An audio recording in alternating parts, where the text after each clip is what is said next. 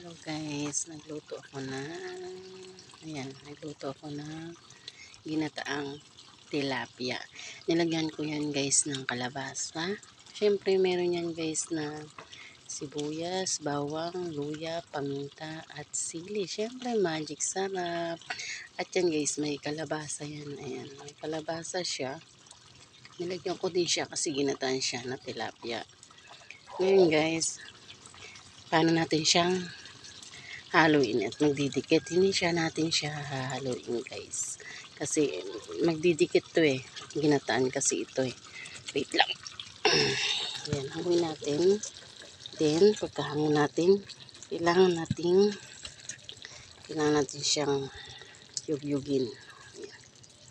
Yugyugin ko guys. Ayan, nagmamantika na siya oh. Ayan, nagmamantika na siya eh. Kaya lang, natin yugyugin. Kasi, yugyugin siya guys. Ayan, para siya ay hindi magdikit. Magdidikit kasi siya eh. Nayugyug ko. Ayan, nayugyug ko na yan guys. Ayan. Diba? Para hindi siya magdikit sa ilalim. Kasi hindi naman siya mahalo eh. Ngayon, yan ay ginataang tilapia na may kalabasa.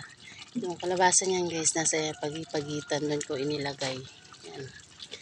Ang gusto ko sana guys, yung ginataang gabi sana, kaya lang wala kaming nahanap. Dalawang palengke na yung pinuntahan namin.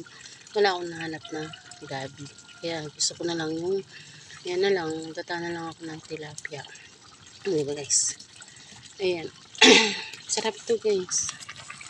Hintayin lang natin siyang medyo manunuyo. At isa pa guys pala, nilagyan ko siya ng konting suka. Ayan guys. Diba? Sarap yan guys. Yan nakakain na sa inyo yan. Sarap yan guys. Tingnan ninyo. Oh. Grabe ang kulo niya.